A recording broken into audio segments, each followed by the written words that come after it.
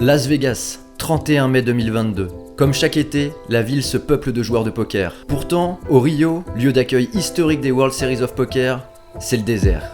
Disparu, les vendeurs de batteries externes pour téléphone vous sautant dessus. Disparu, le balai des voiturettes électriques auxquelles s'adonnait Doyle Bronson ou Mac Matuzo. Disparu, les odeurs de tacos nauséabondes émanant de la Poker Kitchen. Et surtout, disparu, les milliers de joueurs montant frénétiquement les marches. Car cette année, les WSOP ne se dérouleront pas au Rio. L'immense Pavilion Room, vide. La mythique Amazon Room, vide. Cette année, et pour la première fois de son histoire, les WSOP débarquent sur le Strip, au casino Bally's et Paris.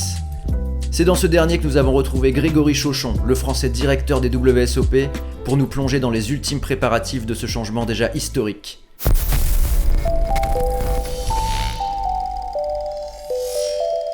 We're gonna walk. Shoot! Parce que si tu te pètes la gueule, on n'a pas les assurances là. Allez, allons-y. Bienvenue à Paris. On a tous les D1, les démarrages de tournoi au Paris, donc dans ce centre de convention qui est plutôt joli, qui change un peu du Rio. On voit le décor qui est plus parisien. C'est important de garder le côté historique, donc le gagnant de 1970, Johnny Moss, et puis le gagnant de Player of the Year de l'année dernière qu'on va mettre un petit peu en décor. Mais encore une fois, c'est des petites touches, chandelier, lustre, ça change un peu du Rio. Les tapis aussi. Donc là, on se dirige vers la Paris Ballroom, qui est la plus grande salle de poker au monde, je pense. On a 308 tables ici. Tous les démarrages de bracelets, ils seront ici. Les D1, les satellites, les cash games. On a le King's Lounge aussi pour les tables, le cash game high stakes. On a rajouté 4 écrans géants pour pouvoir suivre le sport et d'autres programmes. Donc ouais, c'est vraiment une très belle salle, on en est très fiers parce que c'est un lieu nouveau, une belle salle avec un haut plafond, les murs épurés auxquels on n'a pas trop touché. On s'est beaucoup posé la question est-ce qu'on devait faire ce qu'on faisait au Rio, c'est-à-dire redécorer complètement les salles. Et celle-ci, on l'a vraiment pas touché. Je pense que le résultat est plutôt sympa. Ouais. Évidemment, ça fait plusieurs mois qu'on prépare. Malheureusement, ça fait que quelques jours qu'on a les salles à disposition. Principalement du fait que, contrairement au Rio, le Paris, il y a de l'activité tout le temps en fait. Donc il y avait une convention qui s'est terminée la semaine dernière, donc on a eu à peine 10 jours pour monter, alors qu'au Rio, on avait plusieurs semaines d'avance. Tout le monde travaille et là, c'est vrai que il reste 2 jours, mais on est vraiment dans le peaufinement. Donc au total, c'est 3000 personnes sur l'événement. Ouais. Le King's Lounge, donc, qui est tout nouveau. On l'a complètement reconstruit et donc là il reste encore quelques tables à poser. On voit la cage qui est en train d'être construite donc, pour le cash game. Et puis là-bas on a la salle, on peut aller regarder la partie de la salle réservée pour les tournois high roller. Donc c'est 10 000 et plus. Et eux ont leur partie dédiée et donc ils joueront leur D1, leur D2 jusqu'à la table finale dans cette zone-là. Alors que pour les autres bracelets, on verra que les D2 se jouent du côté du Bally's. Alors le King's, c'est évidemment en partenariat avec le King's Casino de Rosvadov qui organise les WSOP Europe. Et en fait, c'est une zone un peu high stakes.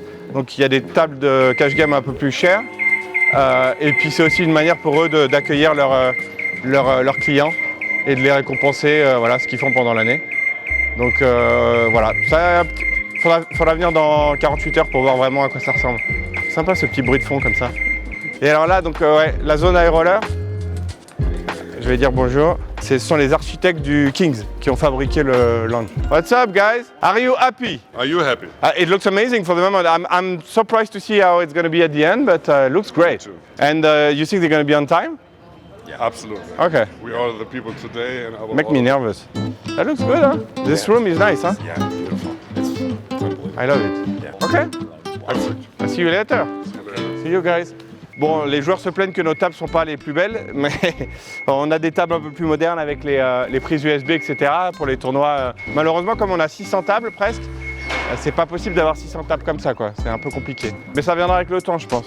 Au total, on a plus de 1000 croupiers, entre 1000 et 1200 croupiers. On a quasiment 200 caissiers, la même chose en superviseur. Donc, ouais, c'est grosse logistique, ouais. Comme d'habitude, ça. Hein.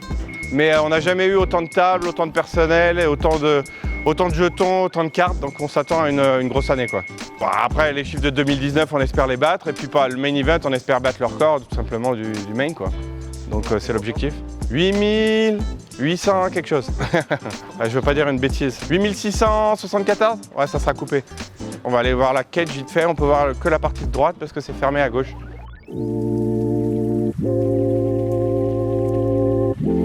Donc là, on a les ATM pour les cagouler. Le cash, ouais, on sait que les joueurs de poker, ils aiment le cash. Mais on essaye d'encourager chaque année à faire des virements, envoyer de l'argent en amont, parce que ça évite les files d'attente, évidemment. Mais bon, le joueur de poker aime s'inscrire au dernier moment. Là, on a la salle de paris sportif. Donc tu peux aller directement faire ton pari. Bon, tu peux parier sur ton téléphone, mais tu peux aller parier en cash, encore une fois. Et là, on a la salle pour, quand tu t'es inscrit online, venir te faire vérifier. Tu n'as pas besoin d'aller dans la cage principale. Donc c'est plutôt pratique d'avoir une salle à côté, quoi. Donc quand on s'est inscrit sur Internet, on peut venir juste ici, se faire vérifier son inscription. On n'a pas besoin d'aller dans la cage principale. Voilà. Et après, on peut imprimer, tu sais, les tickets sur les bornes, etc. Quand vous venez là, c'est bon signe, c'est que soit vous êtes VIP, soit vous êtes au payout. Donc pour venir vous faire payer, c'est ici. Et là, de l'autre côté, on ne voit pas, mais donc il y a la deuxième partie de la cage, donc pour les inscriptions normales. Et là-bas, on a la salle de souvenirs. Et en fait, on peut tourner autour. Donc tu vois, au Paris, c'est assez rapide, hein. Et on a, oui, le WSOP Café quand même. Allons voir. Parce que les gens me posent beaucoup de questions sur comment manger rapidement, etc. Donc là, il y a les options rapides. Et puis après, au Paris, il y a beaucoup de restaurants. Ça va de Nobu, Gordon Ramsay, Bobby Flay Burger, il y a mon ami Gabi. Il y a quand même pas mal de trucs. Évidemment, c'est fermé.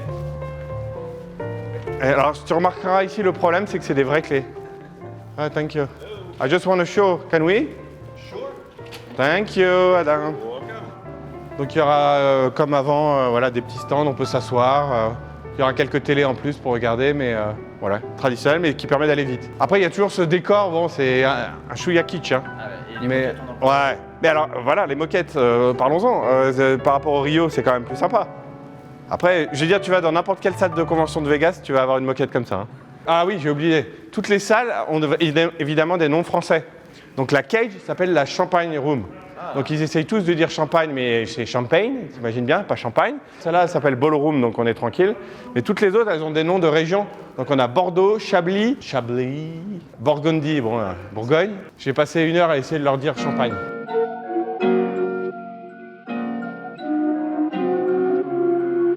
Voilà pour le Paris, et maintenant on va se diriger vers le Balise, donc c'est 4-5 minutes de marche maximum. Ah là c'est pour faire les cartes Caesar Reward, c'est pas encore ouvert je crois.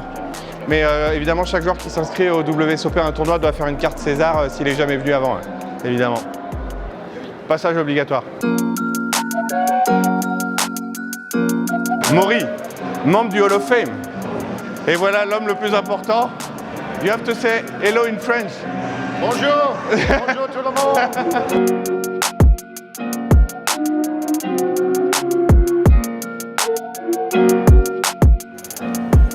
Thank you. Les chambres d'hôtel sont quand même pas loin pour les joueurs. C'est quand même pratique. Ouais, on est au Balise. Donc là, on arrive dans le centre de convention du Balise. Alors l'idée ici, c'est de recréer Horseshoe. Donc Horseshoe, c'est là où avait lieu l'origine des WSOP, au Billion Horseshoe en 1970. Et l'an prochain, le casino va être renommé Horseshoe Las Vegas. Donc là, l'idée, c'est d'utiliser la marque Horseshoe pour montrer, voilà, c'est la dernière année, on est Balise, mais on va rappeler des côtés mythiques du Horseshoe. Donc là, on voit le fer à cheval qui est le symbole historique du Billion Horseshoe, donc il y a de l'argent qui va venir devant. Et voilà, c'est un symbole très connu à Vegas. Là, on va avoir une rétrospective des images historiques des WSOP depuis 1970. Là, on va avoir une première salle qui s'appelle la Grand Ballroom, pour changer, même nom qu'au Paris. Et donc ça, c'est la salle qui va servir pour tous les D2, les restarts. Donc là, on a un peu plus de 180 tables. C'est une salle qui est assez lumineuse, je trouve, par rapport à ce qu'on avait au Rio. Elle n'est pas très haut de plafond, mais franchement, on l'a bien arrangé.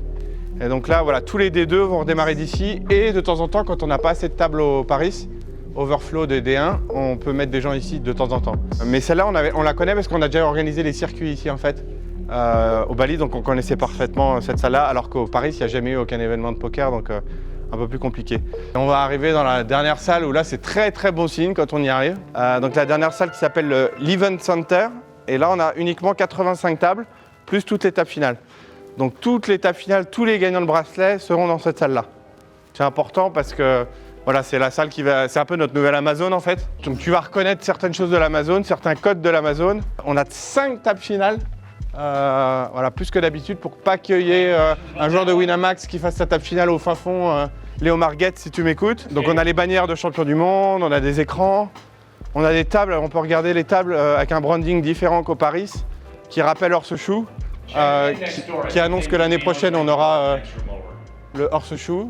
Voilà. Et donc là en fait tu vois pas trop de ce côté, mais cette grande place, c'est un fer à cheval en fait qui va être décoré. Et à l'intérieur on va mettre 2 tables finales.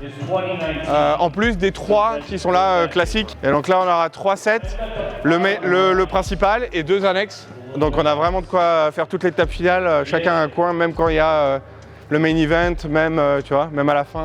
Mais encore une fois, quand on est là, c'est plutôt bon signe. Hein.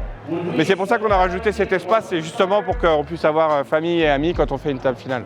Ils font un questionnaire sur quelles sont les pièces, les cartes d'identité acceptables ou pas, tu vois, ce genre de questions. C'est la vérification des pièces d'identité, anti-blanchiment, toutes les règles que tout le monde doit savoir quand on travaille dans un casino en fait. C'est obligatoire tous les ans. Voilà, et c'est là que je me cache. Jack? Oh, you can go in. Ah bah je parle en anglais, tu vois. C'est là où on se cache. On règle les problèmes, les problèmes au quotidien. Problème de la presse, problème de joueurs, problème de personnel, problème de sécurité, problème d'informatique. Il y a de tout, hein. Il y a de tout.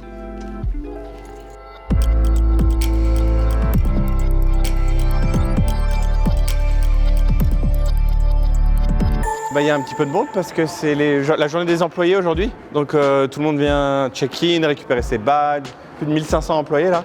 Donc sur une journée, ça fait que tout le monde est assez occupé entre les dealers, les superviseurs, etc. Alors il y a une règle qui est amusante, c'est qu'on laisse les joueurs filmer maintenant. Alors évidemment pas en live, on ne peut pas streamer live. Mais par contre, on laisse les vlogueurs, etc. filmer. On est un peu plus souple. On va essayer de passer derrière, on va voir ce qui se passe. Ah, et surtout qu'on n'a pas le droit de filmer dans la cage d'habitude. Ah, je disais qu'il n'y avait pas de couloir comme au Rio, mais il y en a un petit peu quand même. Quand tu es dans des couloirs comme ça, c'est que c'est réservé aux employés en fait. Tu vois la différence entre clients et employés. En plus aujourd'hui, il faut pas le dire, on a l'argent qui arrive. Je dis pas à quelle heure, je dis pas où, mais plusieurs dizaines de millions en cash. Alors celle-là, ils sont ouverts. Ça, c'est fermé, tu vois. La caisse. Et alors moi, mon miracle, ça serait qu'une de celles-là soit ouverte. Et évidemment non. Ah, c'était trop beau. Je vais essayer d'aller trouver quelqu'un de la sécu. Ça sent le loupé là. Par contre, on peut pas filmer le gars de la sécu juste. Because I have to call security to do it, but I'm not sure who. J'adore quand les gens m'aident.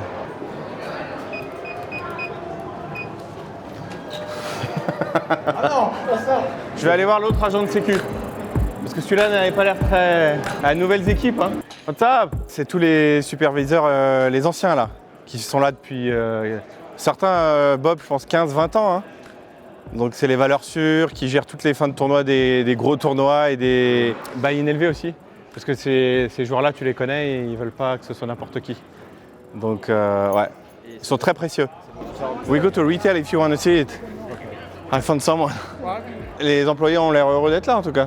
Dommage que je n'ai pas de croupier français. Ça fait des années que j'essaye mais compliqué. La loi américaine sur le travail, tu sais, c'est pas comme chez nous. Hein. En gros, il faut que tu prouves, que tu ne prends pas la place d'un Américain. Donc, par exemple, pour un dealer, c'est compliqué. Et 2, que tu vas apporter quelque chose à l'économie américaine. C'est assez subjectif, ça. Il faudrait qu'on arrive à un moment où on dit, là, on n'arrive plus à trouver. Et c'est ce qui s'est passé l'été dernier, on n'avait pas assez de croupiers, en fait. Je ne désespère pas qu'on y arrive. Parce qu'il y a quand même des super croupiers en Europe, donc les jetons, ils sont en train d'être rangés, là. Je crois qu'ils sont déjà sous le coffre, ouais. Là-bas. Fermé à clé. J'ai pas la clé des jetons, par contre. C'est normal, hein. 1 300 000, je crois. Jetons. On a 14 séries différentes. Hey. Hello, Fred. This is a camera. Are you serious? You put this guy on camera, you can't put me on camera? This is unbelievable. You giving him the tour? Yeah, I will do the tour with you, by the way. Thank you. You saved us. No problem. We stayed 3 minutes, I promise. Donc là, vous avez le droit de rentrer avant tout le monde. Donc c'est la caisse, évidemment, c'est pour ça que c'est pas ouvert. Donc on a 16 caisses ouvertes en permanente et de l'autre côté, on a la caisse VIP où il y a 10 postes supplémentaires. Donc 26 postes d'inscription, c'est un record aussi. Et donc à l'intérieur, les accès pour le coffre-fort, ce genre de choses.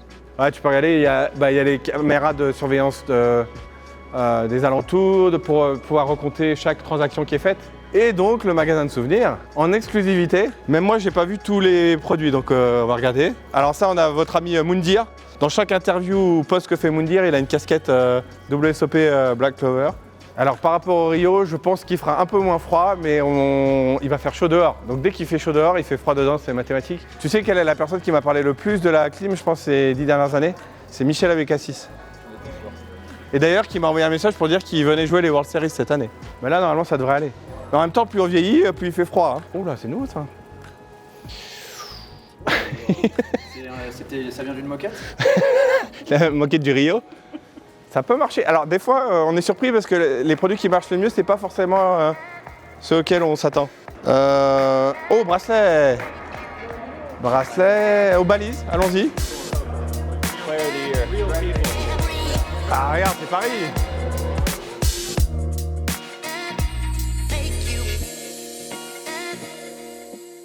L'idée, ouais, c'est de retracer l'histoire des World Series. Donc ça commence au Binion dans les années 50, les premiers World Series dans les années 70, et puis après on bascule, un peu de couleur, jusqu'à 2003, Moneymaker, le Rio. J'aime bien cette photo-là. Ça représente bien ce qu'était le Rio. Il faut savoir, en 2003, il y avait quelques centaines de joueurs. Et puis là, en 2019, on a eu 28 000 joueurs sur un tournoi. Donc ça te montre l'évolution. Elle n'est pas datée, celle-là. Mais bon, c'est mythique, quoi. C'est cette année-là, je crois aussi, où ils sont arrivés à cheval. T'as jamais vu les images? Downtown, Johnny Moss, il est arrivé à cheval, sur son cheval. Ou à Mario Slim, je ne sais plus, à Mario Slim. Un petit tour dans les salles. En attendant le bracelet. Il est en chemin. Je pense que la première chose que les gens vont faire, c'est comparer au Rio. C'est quand même très lumineux. Le Rio était assez sombre, en fait. Les lumières étaient... c'était un vieux centre de convention, donc c'était assez sombre. Là, on voit que c'est plus moderne, quand même. Ah, les dernières bannières, là. Alors l'avantage qu'on a, c'est on a un jour de répit ici. Parce que la table finale du Employee Event, il va être que mercredi. Donc on a un jour de plus de battement. Mais là, on est presque au bout. On a un sujet encore là, tu vois. Aujourd'hui, on va décider dans quel sens on met les tables. Je pense que la logique voudrait mettre les croupiers plutôt côté fan. Mais bon, on va voir. Je crois que c'est ce soir, il y a la commission qui vient vérifier tout ce genre de questions. Ça et puis le Fire Marshal, et ben elle regarde si tout leur convient. Donc on va voir ce qu'ils vont dire là-dessus. S'ils vont pas dire que c'est trop proche ou ce genre de choses, ça arrive. C'est vrai que maintenant avec les caméras, etc., le dernier panneau, on a décidé hier, tu vois. On a dit il manque une bannière, pouf, rajouter une bannière. C'est quand on est en mode avec les tables et les salles complètes qu'on se rend compte de ce qui manque en fait. Et donc là on a marché en sortant et on s'est dit mais c'est bizarre et ça fait bizarre la sortie. Pareil les panneaux, les piliers, ça date d'hier. Ouais, on pourrait, ouais. Ouais, merci, ouais. Pour demain, non? Ah, voilà Johnny et les bracelets. Ouais, c'est dans Armageddon, hein, quand ils vont pour monter dans la navette. Cette année, je suis plutôt content. Je travaille avec Justin's, donc, qui est notre fournisseur de bagues et de bracelets, pour les designs. Évidemment, je ne suis pas joaillier, donc c'est eux qui, en fait, on donne les grandes idées. Et eux, derrière, nous font des propositions sur lesquelles on fait des commentaires, etc. Donc ça, c'est un modèle normal, standard. L'idée, c'est l'année, évidemment. On a mis le logo un peu en fond, comme ça, c'est un peu nouveau aussi. Et derrière, on a mis juste le numéro de l'event et le type de jeu, en fait. Donc c'est un peu plus épuré que les autres années. Je trouve que ça rend pas mal. Et en fait, après, on a des déclinaisons. Si c'est des tournois un peu particuliers, des high rollers, des bounty, des tournois, on rajoute des pierres précieuses, en fait. Donc là, on a des pierres précieuses bleues tout autour. Donc c'est des saphirs. Alors tu vas me dire pourquoi j'ai autant de bracelets. C'est qu'en fait, demain, on a une Shuffle Up and Deal avec Lisa Vanderpump. Donc c'est une star de la télé-réalité américaine. Et en fait, elle va faire un petit truc marrant avec les bracelets. Elle va mettre 10 bracelets autour des poignets. Après, il y a les superstitieux qui ne veulent pas toucher les bracelets, etc. Mais je sais que Pierre, par exemple, ne veut pas toucher les bracelets. Enfin, j'ai envie de lui dire, peut-être touche-en un, ça marchera peut-être mieux.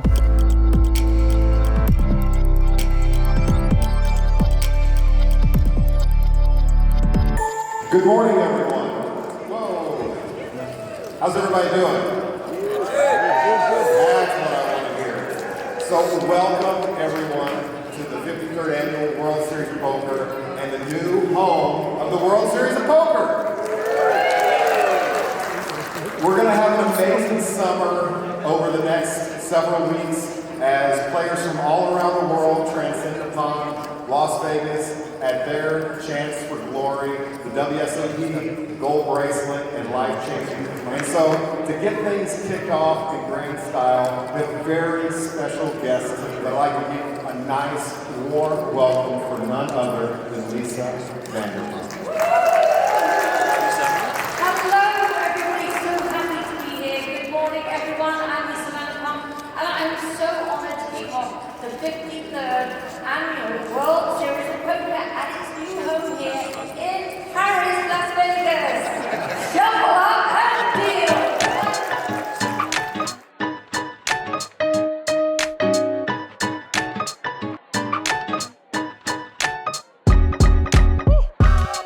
continuer demain, ça va être des grosses journées. Déjà 4500 joueurs, à mon avis encore plus demain. Pour le moment, le système informatique tient, juste des petits trucs avec les kiosques qui impriment les tickets. Voilà, c'est ça, 5000 personnes en même temps. Pareil ici, ils n'ont jamais eu l'habitude d'avoir le système qui est à autant de pression. Pour le moment, donc, on est à un peu plus de 12 000 joueurs. On a fait les 2 premiers jours 3003, 3008. Là, on est déjà à 4005. Et demain, à mon avis, 5-6 000 facile, je pense. Et les gens sont plutôt contents, la salle est plutôt sympa. Les jetons sont tout neufs et plaisent aussi beaucoup. Pour le moment, plutôt des retours positifs. Bon, il y a quelques ajustements entre le Paris et le Balise, trouver les salles, ce genre de choses. C'est historique, les 2 premiers bracelets dans notre nouvelle maison et sur le strip. Donc le premier, c'est la gagnante de l'Employee Event, qui est une croupière de Cleveland, qui a déjà dealé les World Series, qui s'appelle Katie Kopp. Donc ça, c'est super d'avoir une femme qui gagne le premier bracelet. Ça marque le coup.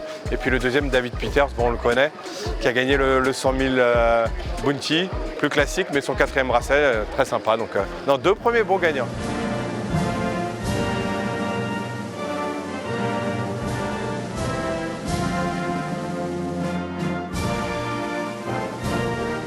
Un jeu d'Américains inventé par les Américains pour les Américains, mais on a 110 pays quand même normalement. Donc on attend les Français sur la plus haute marche du podium.